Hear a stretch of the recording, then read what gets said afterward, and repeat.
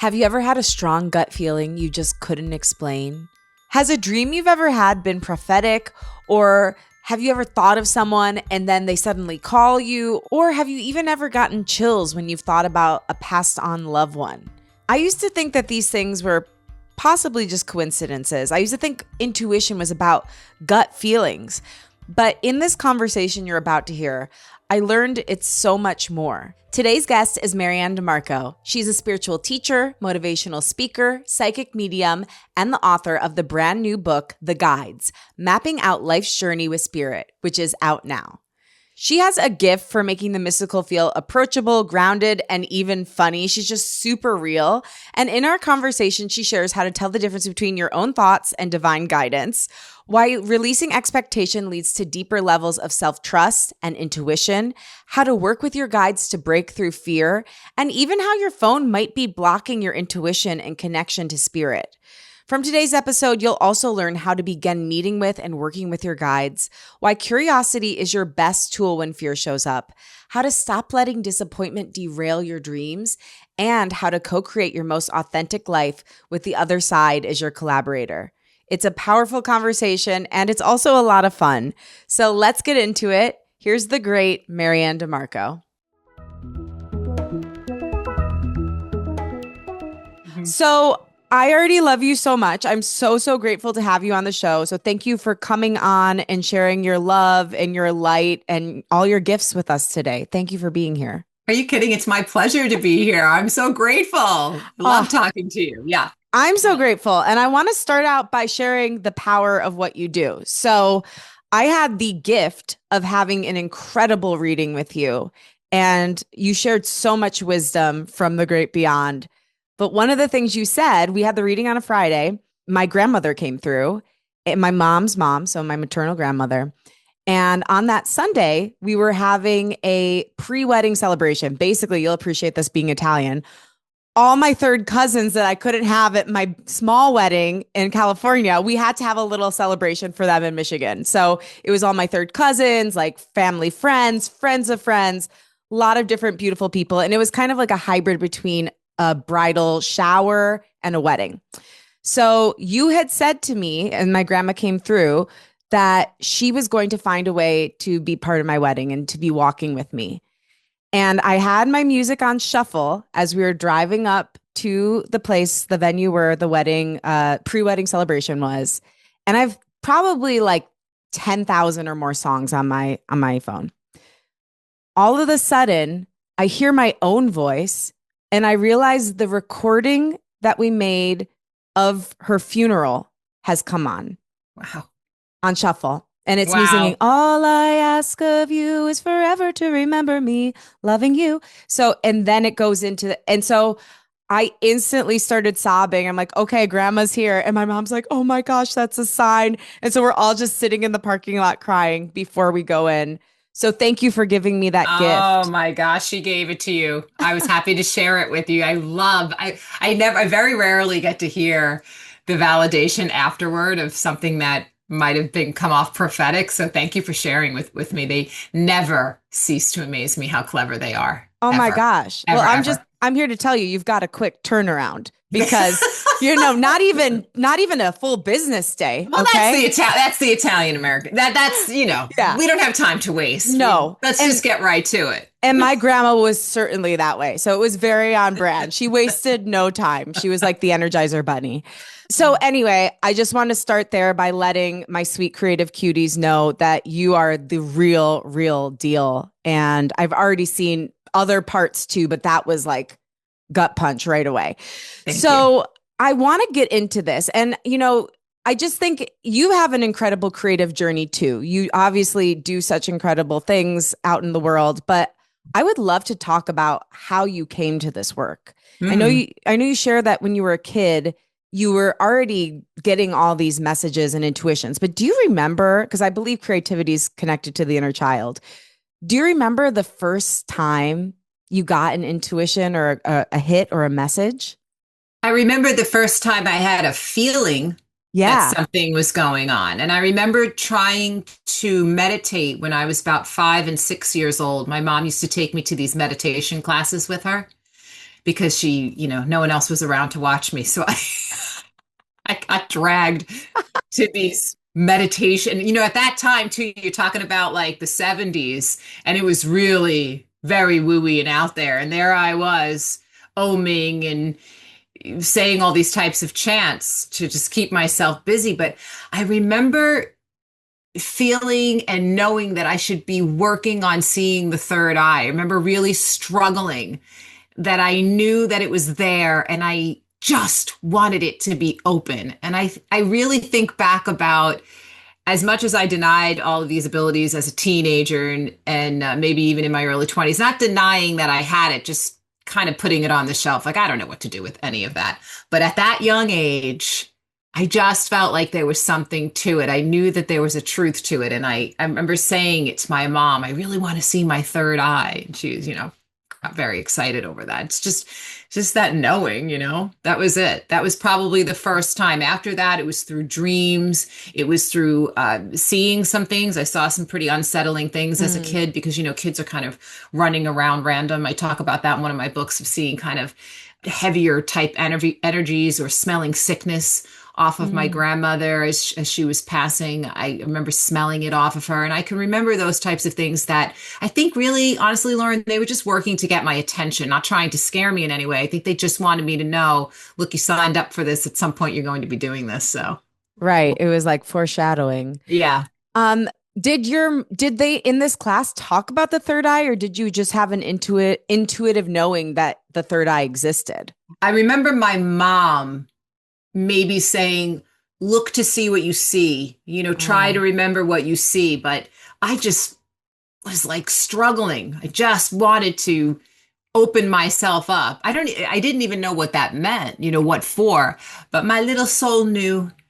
She was really into it. And I think part of that instruction from my mother, who's still alive, thank goodness, and still so into all of this. She's so well versed. She can write 10 books over about what she knows.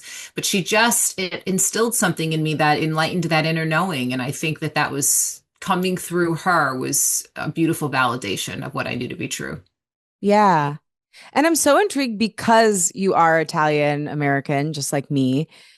In our culture, there's some people who are very open and interested in the mystical. And there are some who, despite Catholicism being quite mystical, okay, let me just say that part, but Agreed. who are very deeply entrenched in the straight edge Catholic faith, and really see that, think of this kind of stuff as being like against the norm or against what the religion teaches. Did you or your mom or anyone within your family struggle with that dynamic? And I'm just curious, like, what your advice would be for somebody who is very intrigued by this, but afraid because of their religious background. Yeah, it's such a great question because I have so many people who come to me afraid because of how they were raised. My mom grew up Catholic, and we were baptized. I mean, my name is MaryAnn. Yeah. We're all named after the saints. I mean, Yeah. right. So, it was there. And I think she started to feel resistance. If I remember correctly, her story was when she started teaching catechism, she couldn't answer the questions that the children were answering. She couldn't answer them about reincarnation and things that she was starting to discover herself. My grandmother, her mother, was very into this. She used to read playing cards. Oh, And yeah. my great grandmother, who I had the privilege of knowing until I was about 12, she was also very into mysticism, but had rosaries by her bed. So I was brought up on my mom's side with this great balance. And that's what I would say to people. If you can find some sort of balance in your religious teachings, in other religious teachings, in spiritual teachings that resonate with you most, try to formulate your own belief system in that way and move out of something that feels like it doesn't belong to you.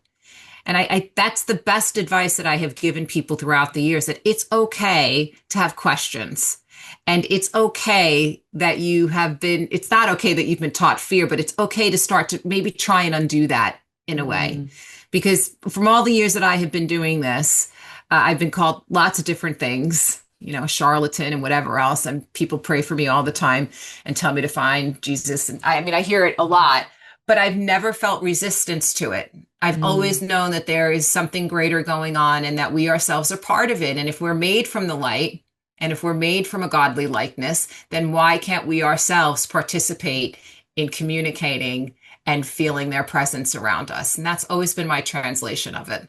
Yeah, I'm so with you. I always believe in taking a step toward the spiritual buffet. Like take whatever works from all the Yes, different all of it. facets. I love that. Yeah. The spiritual buffet. I'm going to share that. Yeah, because I'm always grabbing what I find really interesting and Yeah. applying it to my soul. It just feels like it resonates within me. And so there's no resistance there. And I encourage people to do that. Such great advice.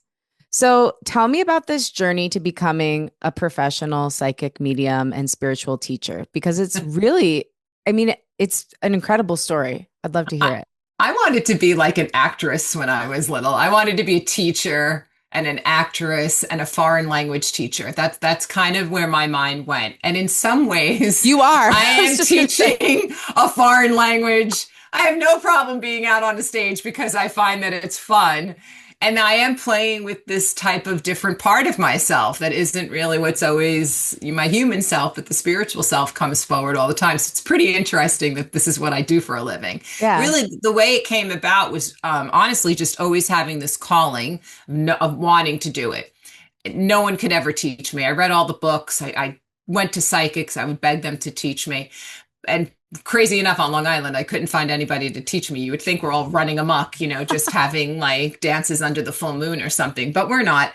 And I went through this, really tough time. I went through a divorce, and I went through losing a close family member. My father-in-law passed at that time. And even though my divorce was, amicable, it was very hard. And I had these two small children and all the things, and I didn't know what to do. And I wanted to go to a psychic. And so I wound up in the hands of this woman that I thought was a psychic, but she wound up being a spiritual teacher. And her name was Pat Longo, and she's recently passed. Oh, And I know my beautiful Pat, but I called her up and I said, hey, should I bring pictures of my loved ones and all things? And she said, oh, I'm not a medium. I'm a healer. I'm a teacher. I teach you people how to do these things. I teach you how to wake up. And I thought, oh, and I said to her very automatically, I think I'm supposed to see you now. And I wound up taking classes with her. Yeah. And there was something about it. I remember even asking my mother-in-law at that time, what do you think of this? And she even said, which was kind of unusual for her, she said, I think you should go do that. So their spirit working through somebody else that I wouldn't really expect to say it with such, I don't know, confidence. And she just had this way of saying it to me. So there I went. I drove on Long Island, about an hour away, and I started taking classes. Just in a couple of weeks, I was reading some people. I just finally understood. She said one thing to me, that spirit comes in your own voice.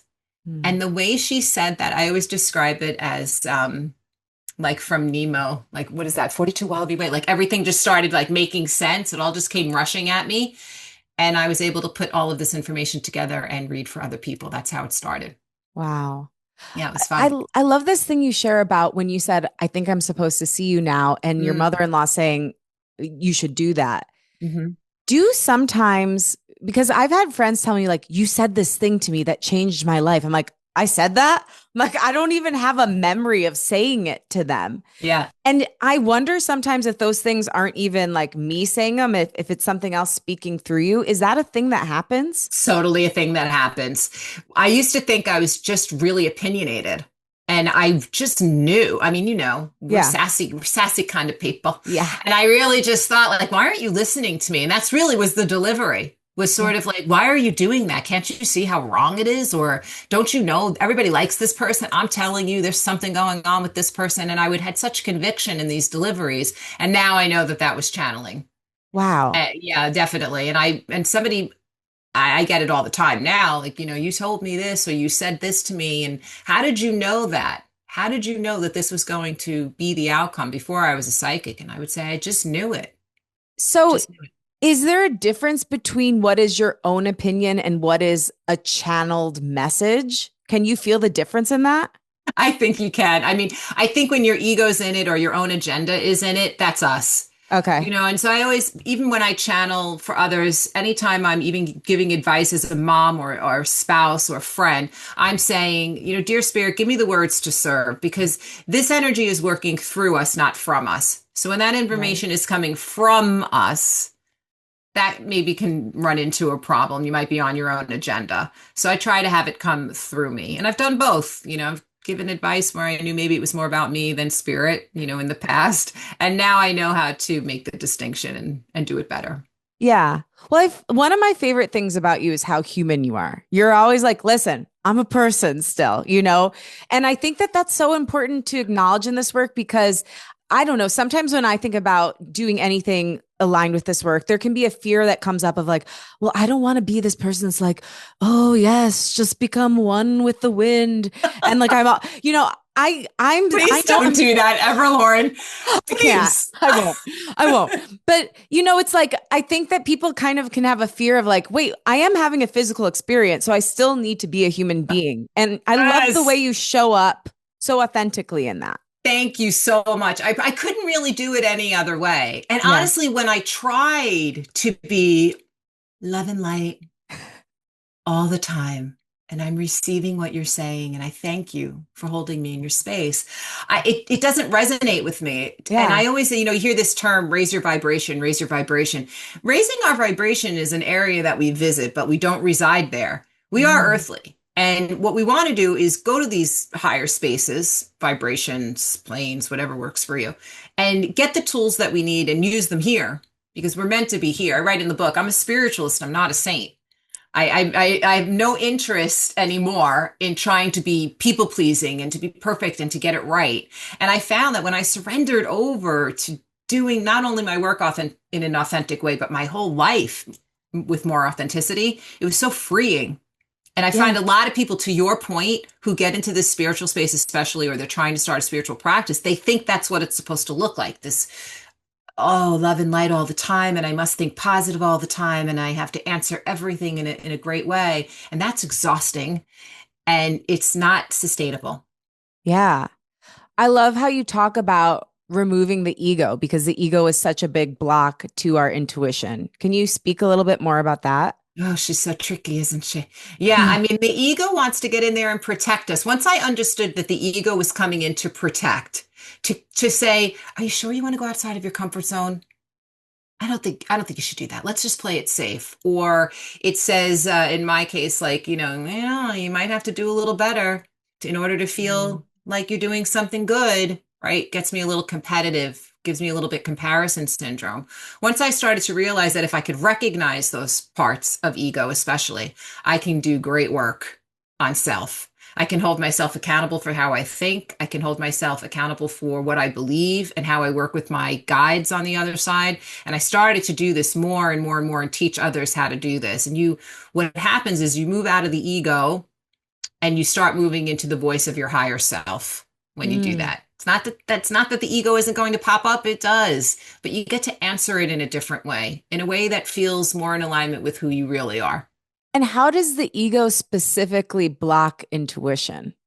It's going to mess with your clarity. So it's Ah, going to make you second guess. In some case, it might just keep you in the same spot, but your intuition is saying, let's take some steps and move forward. And you're like, no, no, no, I want to stay here because it feels safe. It's yeah. stopping us from, if we don't acknowledge it, it can stop us from growth. It can stop us from hearing energy with clarity because our foggy mind is going to get in the way. But once we acknowledge it, it kind of shudders. It's like, Mm. oh, they're on to me. And then you get to work with it. And that's super powerful when you could do that. I'm always curious about this because you worked in sales before, then you were a stay-at-home mom, then you became a psychic medium and a spiritual teacher. All of us at some point have to come out in our lives. Whether we're coming out as a creative, we're coming out as a psychic, we're coming out as a new business owner, we're literally coming out because we're gay. Like there's so many different facets of coming out. And Yes. I think that's another place where you really have to be like, okay, I'm all right with being my authentic self and the possibility of getting judged because being my authentic self is more important. But I wonder if you have any stories of coming out as a psychic medium and Oh, yeah. advice for other people who are coming out in some way in their life. Thanks for that. Yes, coming out of the spiritual closet is Yeah. not always easy for everybody. I mean, some people just do it and they really own it. It took me some time. I think my advice for that would be the more you say it, the more you believe it within yourself to be so much part of who you are.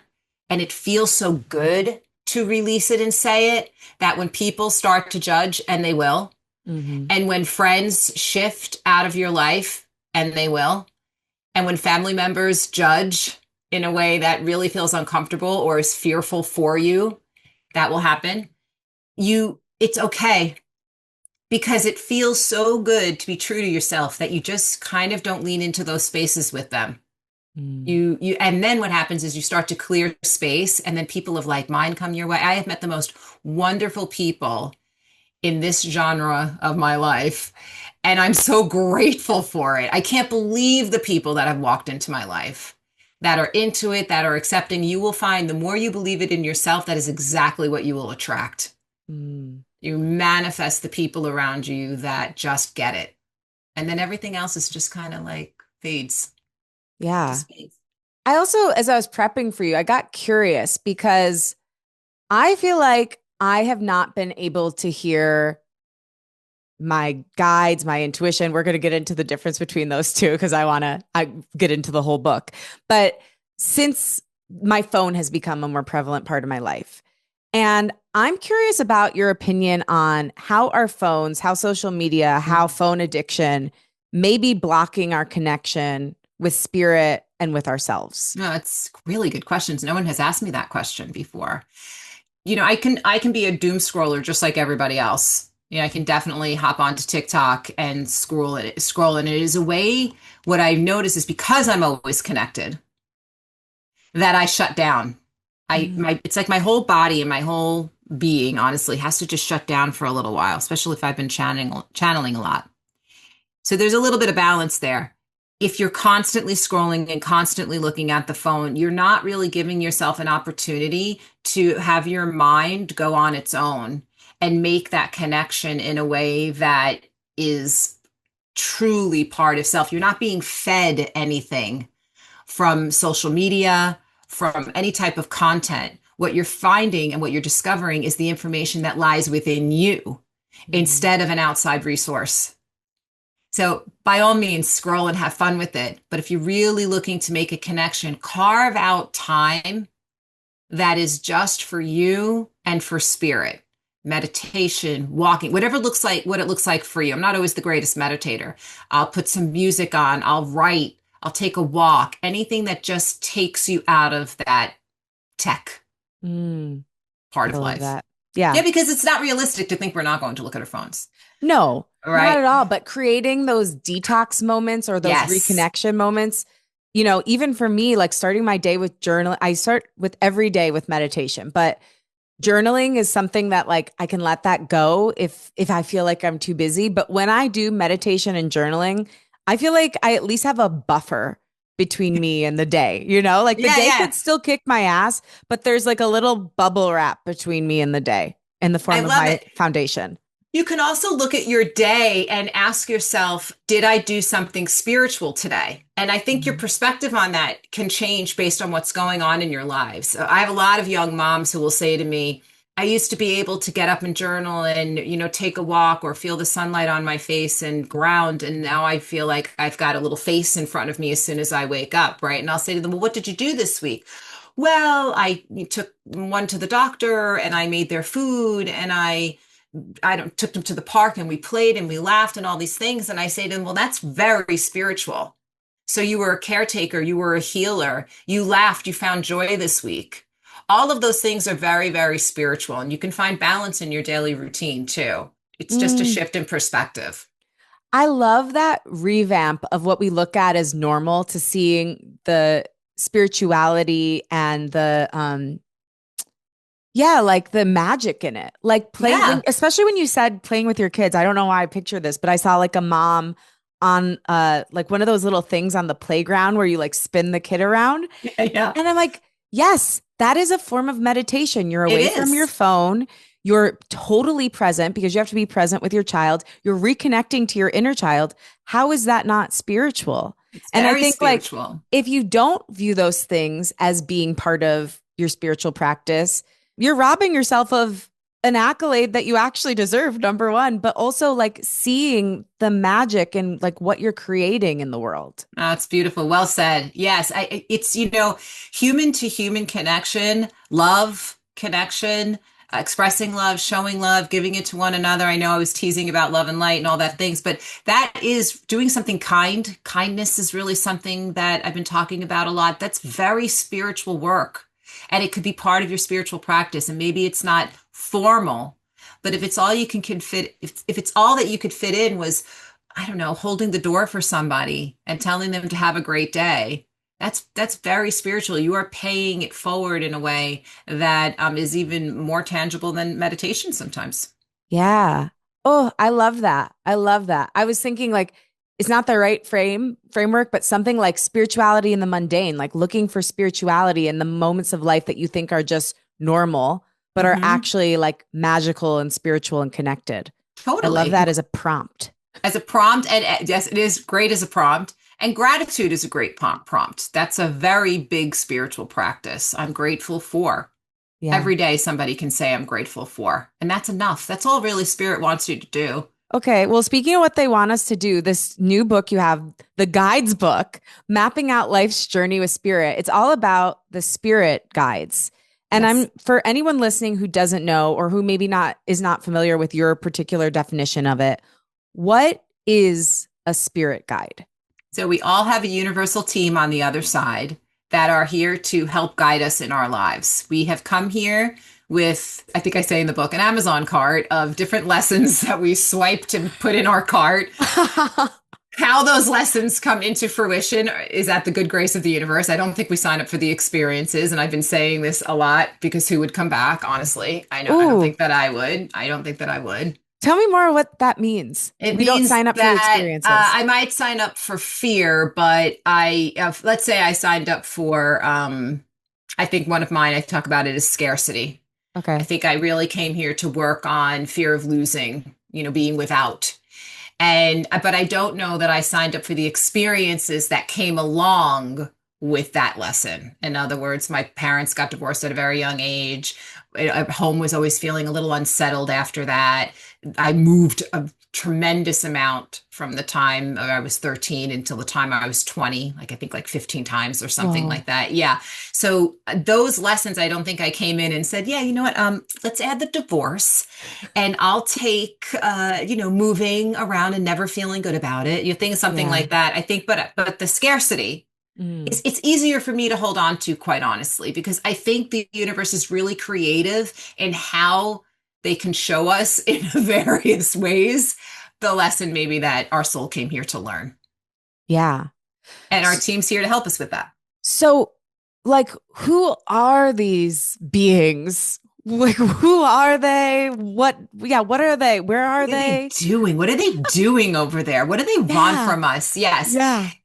Well, if you've ever heard the term ascended masters, if Yes. you've heard the term of light beings, light workers on the other side, those are general terms. When I see them in all types of figures, figures of faith. Yes, if that resonates with you, I've seen all types of Egyptians and indigenous people and Mm. healers, all types of images that are shown to me for translation and representation of why they are here in our lives. Plus, you have angel energy, a little separate than the spirit guide for me. So a little bit more, they have a more pointed job, right? So it's Archangel Michael for healing, Mm. excuse me, for protection, Raphael for healing, Gabriel if you want to work on communication.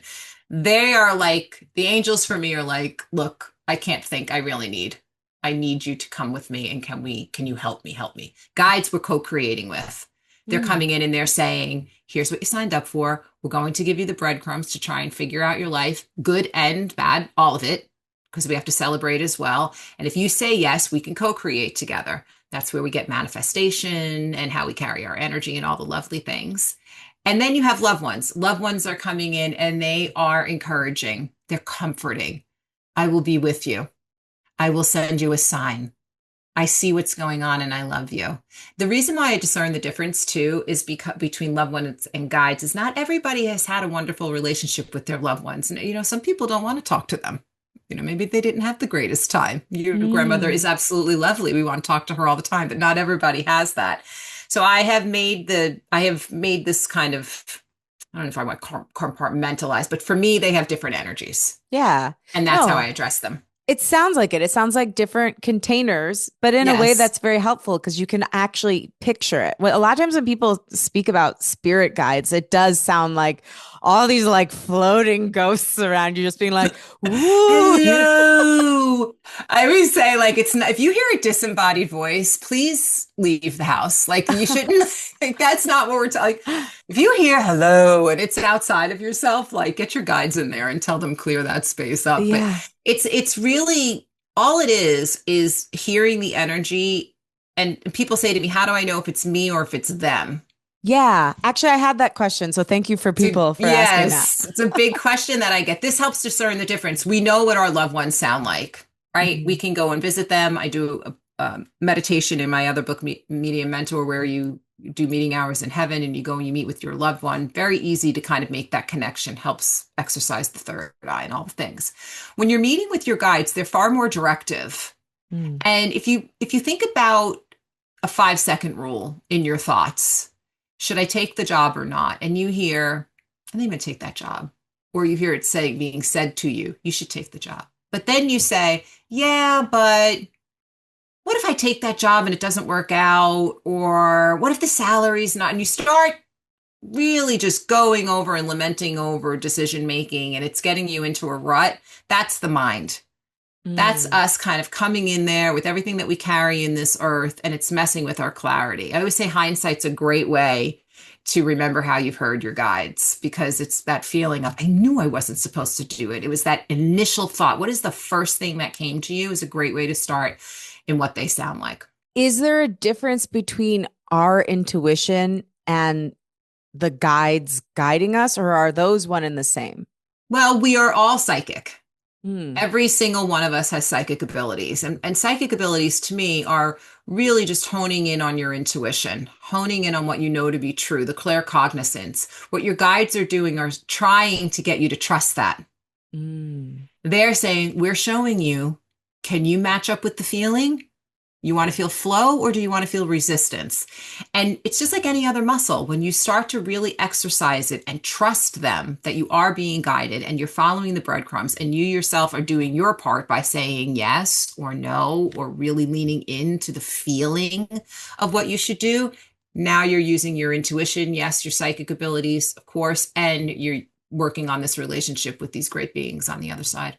Mm. So they're like coworkers, your intuition and the spirit Yes, guides. Okay. yes. And they're great coworkers too. They're like your hype coworker. Like they're here to hype you up.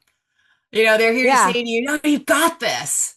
Or we see you really struggling. We still have got you. They always Yeah. have your back. I would say they're like your team of besties on the other side. They're your biggest cheerleaders. And all they're doing is highlighting what you know to be true. The answers are not outside of yourself. They live within you. And they're trying to get you to remember what you came here to do. Do they ever get frustrated with us? Mine Because do. I know I sometimes I swear to God I can hear them saying like, "Oh, Lagrasso, not again." You know? I sometimes picture mine like with their Yes, like exactly. very annoyed, Yeah, like like with their massaging their hand, yeah, like temples. temple and the head Yeah. is in the hands. Yes, I would think that I think they get I can only say because of my own personality that I think they get frustrated. But that could just be me getting frustrated with myself. No, I mean, I feel the same way. I've kind of like, I don't think that they love me any less, but They don't. sometimes They when do. I've made the same mistake in like so many just different containers, but it's the same exact mistake, I can feel them being like, okay, we're doing this again.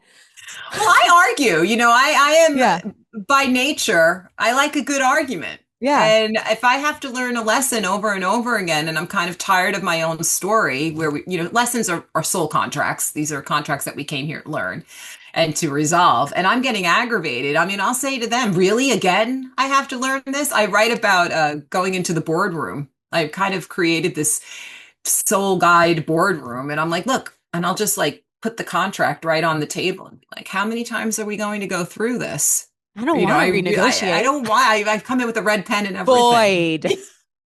Can we just scrap line 57, part 5? No, things like that. you have to have a little fun with it. Yeah. And to think that they're a little frustrated and all of those types of, yes, I mean, that's just highlighting what we feel about ourselves probably in the moment. But I think they love us unconditionally, Lauren. I do too. Yes, they do. So, how do we meet them? Like, do you, MaryAnn, actually know each individual one, or is it just like a collective energy that you feel? It can be both. So anyone please guys, don't struggle with trying to see them as individuals. If it's not coming to you, don't force it. It will if it's supposed to. And yes, it can absolutely feel like a collective energy. I have one guide I always say we have one guide that ushers us in and ushers us out. I call mine Joe. He's the typical kind of white bearded, white gown. It's actually Melchizedek. I didn't realize that until I looked through one of Kyle Gray's decks. And I was like, oh my Oh. gosh, that's Joe. I write about it. Yeah, I was so amazed. I'm like, there he is.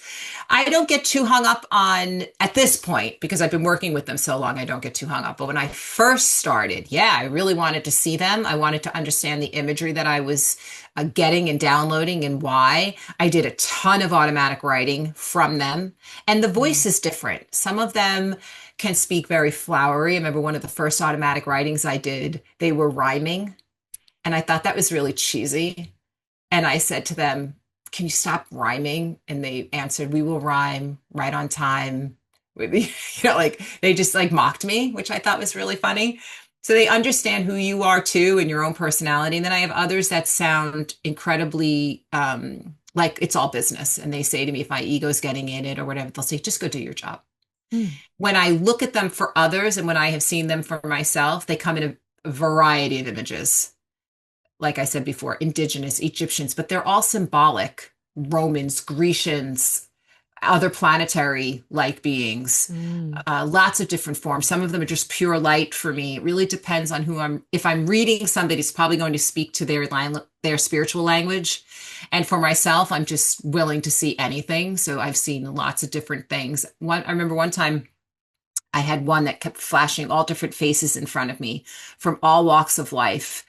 I changing images into animals, everything. And I heard a very feminine voice say, I am all things and I have been all things. And I Mm. thought, well, that's cool. I look at it with kind of curiosity. I'm more curious about what they are here to teach me, I can learn from them, how I can pay it forward, and what I'm supposed to be developing on within self by Yeah. using them. Mhm. Beautiful. So if somebody listening right now is like, okay, this sounds great. I want to hear from my guides.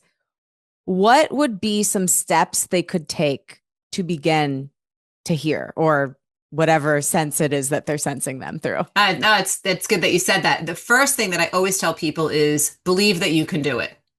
Believe that they are here and that you have access to them anytime you want. The reason why I say that is because without that belief system, our brain is going to get in the way. We're going to explain it away. And if we can work on that perception and how we're perceiving things, and really just lean into a space of trust and just surrender over to the idea, even though your brain is going to get in there and tell you you're making it up, just push it aside for a moment and let's just lean into the belief system. This changes the energy. You're immediately starting to make connection. You're cueing them that you're ready. That's the next step you can do. I'm ready. Mm. I'm ready to start my relationship with you in a way that feels more conscious. Thank you for always being there for me, but now I'm ready to do it with a little bit more intention. And then a very easy meditation you could do is create a meeting space. I have one in the book it's speed dating. I did it like where you kind of like speed date your guides. Maybe that's actually a good one. And you sit down just like you were speed dating and you have one sit in front of you. Every few minutes it changes and then you get to kind of see another one. Use all of your senses when you're connecting to your guides. What are you seeing? What are you hearing, feeling, tasting, smelling, all of it? What is your claircognizance saying to you? If you're struggling seeing, what do you think you're seeing? If you're Mm. really struggling seeing, write what you think you're supposed to write about. Because spirit is coming in and they're using your frame of reference. They're coming in and they're co-creating the imagery with you. So it's okay, go for it. If you want to create a massive temple, do that. And just ask open-ended questions would be my next advice. Mm. Who are you? Why are you here? What is it that you want me to know? That's one of my favorite because it really leaves information open. And then just trust that you're receiving the information. And I always say to people, if you're a list maker, start writing lists about what you hear. If you're a storyteller, tell the story. If you're more about imagery, just describe what you saw Hmm. and just keep working with it. Just keep working with it. Okay, I love that. So much great advice. So use your unique gifts and point of view to start to make sense of the messages you're getting. Yes. I And it love should that. be, and always go with the most positive of translations. You know, so many of us struggle. And we're not trying to get rid of how that feels in that we shouldn't experience it. I don't want anybody thinking that once you start working with your guides, all of your troubles will just dissipate. What starts to happen is you understand how to respond in a more positive way. You understand how to respond in a way that feels more in alignment with your soul. You also know when to express gratitude and when to celebrate joy. You take those moments as well. You're like, wow, this is a really great moment and I want to celebrate it. I think what it does is it makes you a lot more present. Mm. And so just hold on to that. Just remember that all you're doing is working on the now and that everything else doesn't matter. You can manifest with them, absolutely. Tell them your dreams, tell them everything, but always come back to the now.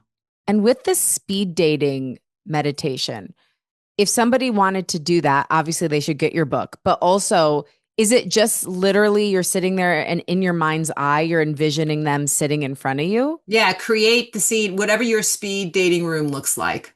So if you're in a great restaurant or you're in a hotel like boardroom, those rooms and whatever you want it to look like. If you want to do it as a Zoom call because you feel more safe that you're not like kind of sitting in front of the person, maybe you're doing it like that. Doesn't really matter. Create the space how you want it to be, something that feels authentic to you. And that's easy for you to create, by the way. Like, don't try and reinvent the wheel. Just get in there and do it in a way that feels easy. And then envision, say, I'm ready to see you. You might see one, you might see five, you Mm. might see no one. And that's okay too. And then you can say, I'll be ready when you're ready. When you're Mm. ready to reveal yourself, I'm ready. What is it that I need to do in this moment to help myself prep for our visit for next time? So that brings up something I heard you say on another interview, which is surrendering expectations and why that's important when it comes to doing this kind of work or opening yourself up to getting these messages. Can you Hmm. speak a little to that? Yes, I used to have a lot of expectations when I would manifest. I'm a little competitive. I wanted to kind of achieve and do all these things. And I realized that the more I was setting expectation on what I thought their job was or what I thought manifesting all looked like, the more I would get disappointed. And so instead I leaned into hope and I started saying things with more intention, like why I want something or why I wanted to do my work for the greater good, for the highest good of all concerned. Can you show me the way so that I can achieve what it is that I feel called to do? Mm. It's in the wording and it's in the intention. I learned a lot of lessons about expectation, honestly, in all areas of my life, not in just spirituality. I just surrendered over and I just started saying things like, I'll be guided and I'll know. And that's Mm. enough. That's enough. I love that. I so resonated with that because in this interview I listened to, it was one with Marie Forleo. Uh, You talked about your pain over disappointment. And I've realized in my life, I have had such an aversion to disappointment mm. that I have rebranded many disappointments as failures, even though they weren't at all. I just didn't have any tolerance for it. Oh, Lauren, that's so powerful. And so, Yeah, go ahead. I'm sorry. no, you go ahead. Well, I was just laughing because if my husband was in here, I'd say to him, what's the one thing I hate the most? He's like, oh, being disappointed. I Yeah. had to really work hard on that. Disappointment's tough. And that is because of the expectation. Do you know what I did? That's why I started working with my guides even deeper. So I Mm. started asking, why does disappointment affect me so much? Who gave this Oh. to me in the first place? Where did it start? And I was taken to moments where I was really gravely disappointed in life and I felt so let down. It did two things. It led me to spaces of forgiveness for maybe people that were around me. And it also held me accountable for maybe my judgment of them or my expectation of who I thought they should be.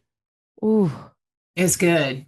that's so good. I just got That's chills. most of the work that I do with my guides now Yeah. is really understanding these parts of myself. It's very therapeutic. It's a bit of psychology. I just do it in a spiritual way. Wow. I'm gonna have to think about that. I think I need to make my disappointment map like you just described. Yeah, it's a great, yeah, I mean, I was taken to times when my inner knowing knew that the situation was not right. But I put so much expectation on that other person. It's bound to fail, right? It was Mm. bound to not work out because I was expecting something out of them that I knew I should have been finding within myself. Wow, that really just opened my mind because I realized like all disappointment comes from putting your power outside of yourself. That's It's right. like, okay, this thing will save me. This person will save me. I will do this and finally I'll be happy. But Mhm. none of that can ever save you. It's your relationship with yourself and your relationship with God. Like that's what you have at the end of the day. That's right. That's right. There's nothing that can shake that. If you know who you are within self and you hold yourself accountable, good, bad, and different, whatever it is, and you believe in your higher source, your God, your faith, whatever that is for you, and you know that you're part of not only co-creating, but part of what they have in store for you too, and you get to say yes and you have your free will, you're starting to live a very powerful life when you do that. It took me years to learn those lessons and to say, wow, I guess I was wrong. Mm. I didn't like to admit when I was wrong.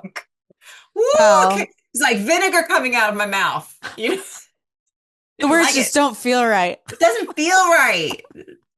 Feel good, but it's freeing. What's the difference between, because I'm all into embodiment right now. I don't know if you've been on that journey at all, but what does hope feel like in your body versus what does expectation feel like in your body? It's a really good question because I do feel it viscerally. Hope is exciting.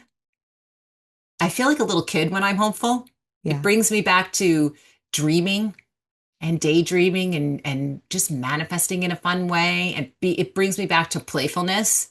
Expectation, I'm immediately competitive Mm, with either myself or somebody else. I am immediately worried that it won't be good enough, that it won't come into fruition. It leads me to worry, mm, and I want no part of that any longer. It's not that it doesn't come up too, by the way. It does. We don't eradicate these things. I just answer it differently now mm. How do you answer it?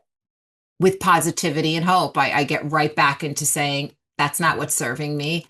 And I can give myself a good 24 hours. And then I'm like, all right, enough. Like when Yeah, I'm tired of my own story, I get to work. I love that. Yeah, because pretending like it's not there doesn't make it go away. No.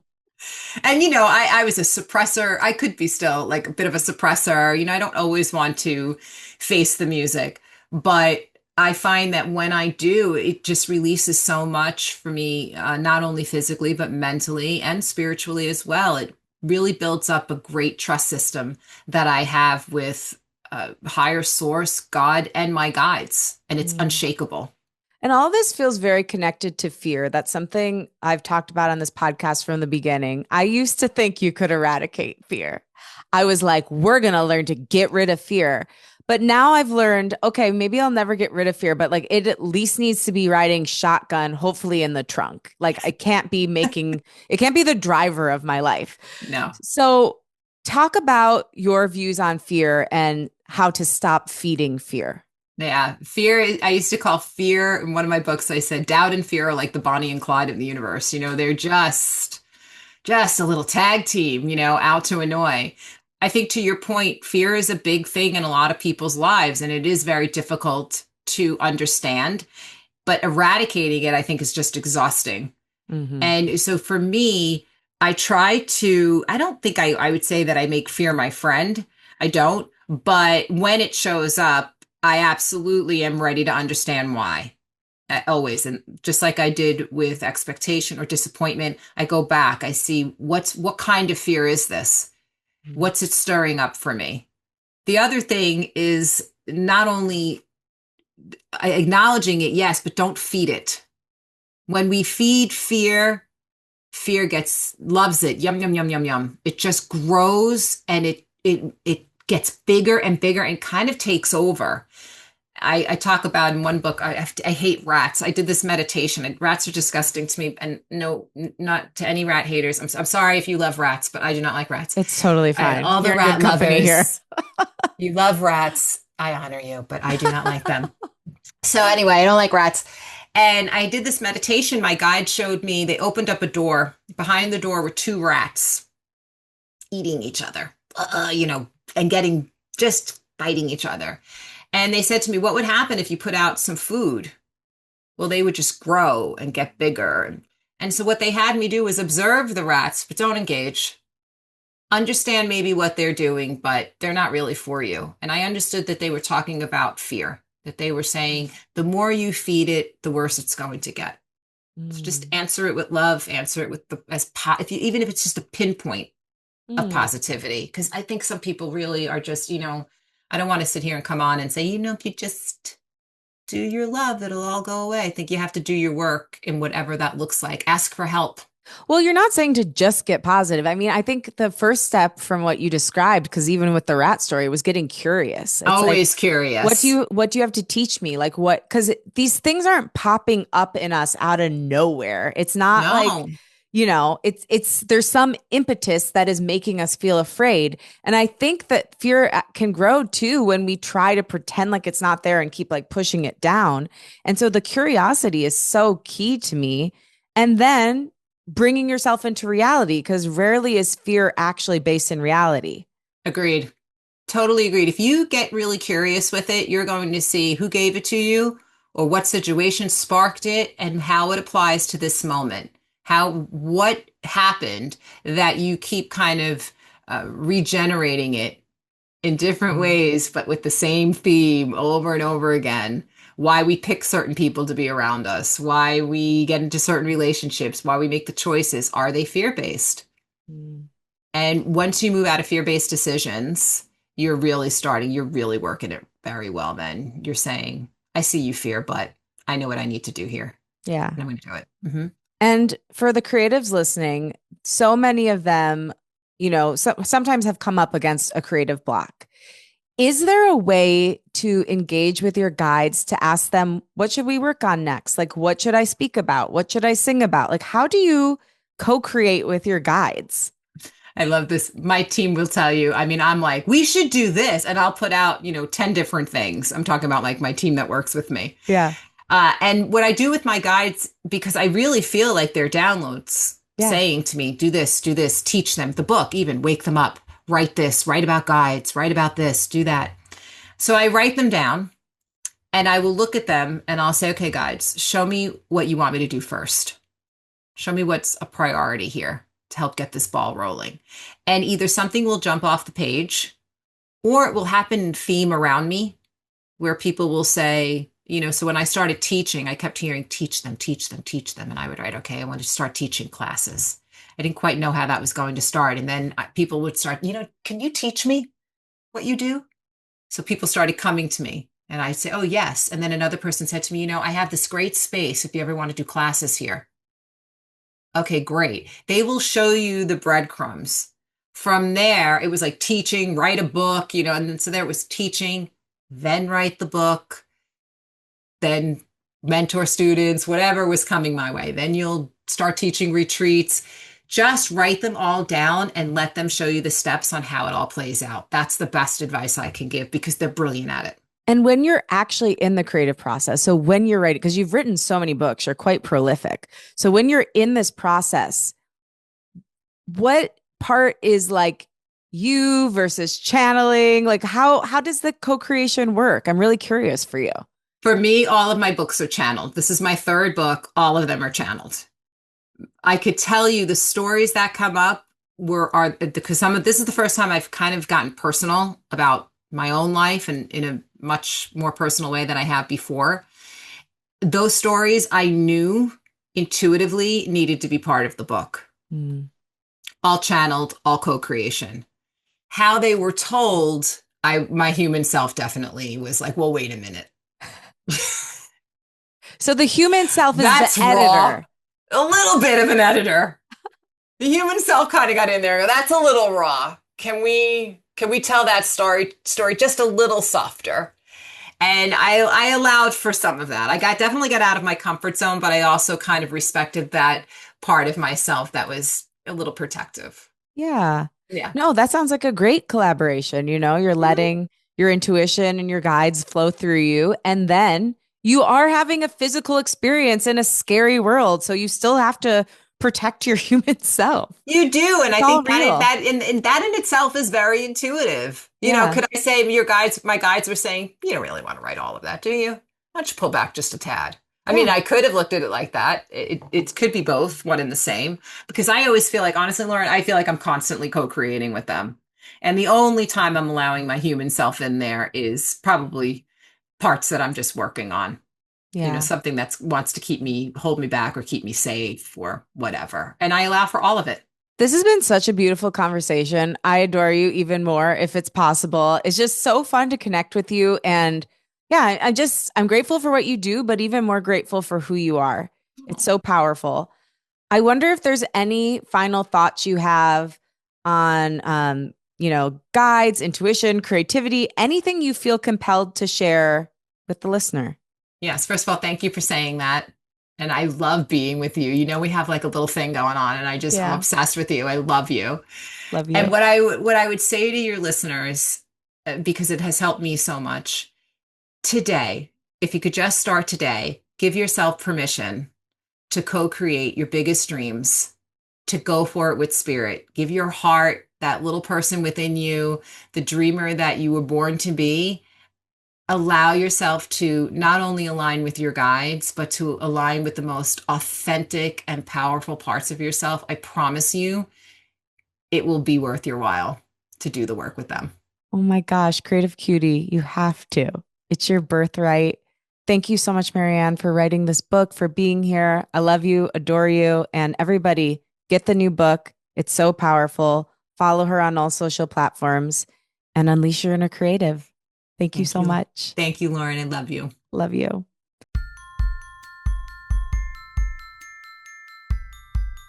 Thank you so much for listening, and thanks to my guest, MaryAnn DiMarco. For more info on MaryAnn, follow her at MaryAnn DiMarco and visit her website, MaryAnnDiMarco.com. You can get her brand new book, The Guides, Mapping Out Life's Journey with Spirit, anywhere good books are found.